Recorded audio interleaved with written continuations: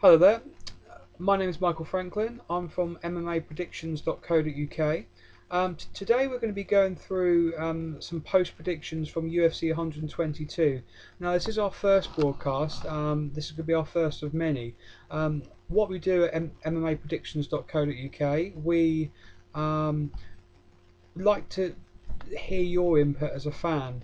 So obviously you can like upload or email your video predictions to us. That'll then be uploaded onto the website for you, and just to get a good sort of fan base on the website and see what the actual fan believes is going to happen. Um, yeah, we're going to be going through the post predictions from UFC 122 in Germany. Now it was a pretty stacked card from top to bottom. Nice to see people like Chris McRae, who was born in Germany. He did request to be on the cards several months ago, and it's very good to see that they have put him on the card. Unfortunate for him, he was the first match of the night. It was Chris McRae versus Carlos Eduardo Rocha. Now I've done a small bit of background work on Rocha, and I mean he was coming into the UFC 6-0, and every match he basically submitted his opponent. So I was very sceptical about Chris McRae coming in, obviously coming in off of a loss against the Ultimate Fighter winner, Court McGee. So yeah, Chris McRae unfortunately did lose that bout fairly quickly. Third minute in the first round by a leg lock. So I can't imagine seeing Chris McRae around in the UFC for much longer.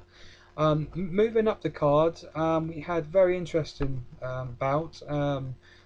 Seth Petrozelli versus Carlos Vermola. Now Vermola coming off a loss himself. Also Seth Petrozelli. But I knew this would be a very good fight. I expected to go a little longer than what it did. But the wrestling of Carlos Vermola and the ground and pound really sealed the deal for him. Seth seemed very you know he was struggling on the ground. He was stuck there. He wasn't hip escaping. Wasn't trying to get out of anything, and just ended up with a broken nose and a loss on his record. So that's obviously two losses for Seth now, which I probably in the up and coming days I would imagine that he'll be out of the UFC as well. Next matchup was Dwayne Ludwig versus Nico Shipshak. Very interesting match. Dwayne obviously very heavily involved in Muay Thai. Nick got fairly good stand up, but obviously probably better on the ground. Tried taking the fight to the ground a few times, but I mean it was a very grueling fight. Back and forwards. And I really did think that Nico Shipshak won that, but it was a split decision win for Dwayne Ludwig. So I think that's three losses now for Nick. I mean, due to the circumstances, we could possibly see him back for one more shot, but I can't see it. Moving up again, and we had Pascal Crass versus Mark Scanlon. I didn't know too much about these two fighters. Pascal Crass obviously coming in undefeated. I did pop him down on the fantasy UFC fantasy to win via TKO, but he did pull out a decision win. It was a unanimous decision, so well done to him. Obviously Mark Scanlon, possibly only there for the Germany card. I don't know if we'll be seeing him again either. So up the card, Vladimir Madashenko versus Alexander Ferreira. I knew from the start that Vladimir Madashenko was definitely going to win this fight. I didn't know whether it was going to be a TKO or a KO or like a unanimous decision, but I knew he would wrap up this fight, and as you would have seen, he wrapped up very quickly. Round one, fourth minute. very mm, um, technical striker, but there was a little bit of commotion in the fight to whether Vladimir was delivering illegal shots. But I mean, I don't think it affected the outcome, and obviously, as I say, I knew he was going to win. Moving up the card again, Kyle Noak coming off of the Ultimate Fighter versus Rob Kimmons. I thought this was going to go to a decision, but obviously I was wrong on this one. Kyle Noak, maybe a little bit more experience, ended up getting a second round choke in the second minute. So obviously we'll definitely be seeing him back again.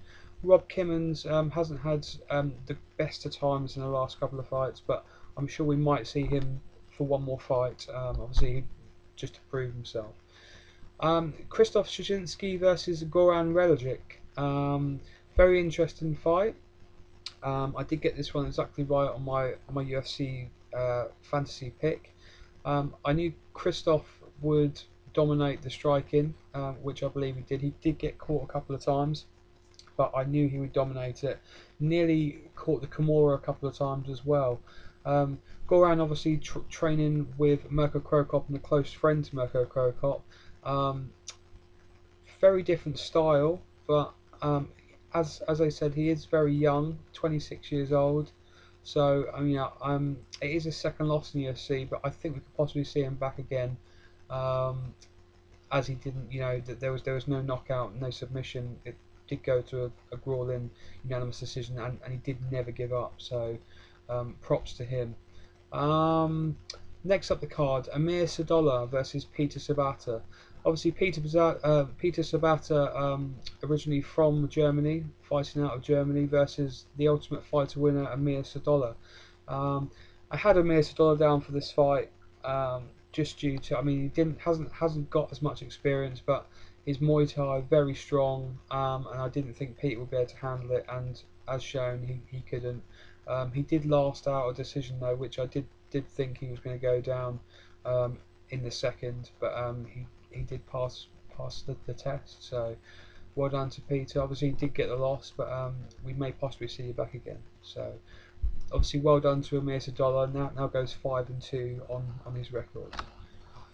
Obviously due to Jorge Rivera and Alessio Sakara did wake up on the morning of the fight with flu symptoms. He did try and re-energize himself all day, but unfortunately couldn't compete. Recent news, I do hear that Jorge Rivera is calling out Michael Bisping for UFC 127. So that would be that would be a very tough fight for Bisping. I mean, Jorge Rivera, he has had an up and down sort of career, but when he has won in very good fashion. So knocking out Kendall Grove the way he did, he has had a lot of good fights under his belt. So I think Bisping and him would match up fairly well. I think the only thing that Jorge Rivera would need to do is to stuff the takedown, keep it on the feet, and I think he could possibly outstrike Michael Bisping. So hopefully that will go ahead at UFC 127. So fingers crossed on that one. Catapulting itself up to the co-main event was Dennis Siver and Andre Winner. Now I did have Andre Winner down for this. I believed his speed and athleticism might win him the show. I didn't think he would knock Dennis Siver out, but I thought he might get a decision. But I was shocked. Andre Winner overextended himself, too impatient, gets caught and then gets choked out. Props to Dennis Siver.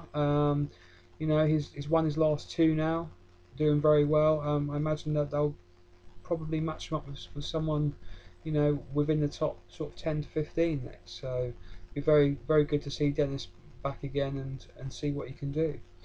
And moving on to the main event, had Nate Marquardt versus Yushin Okami.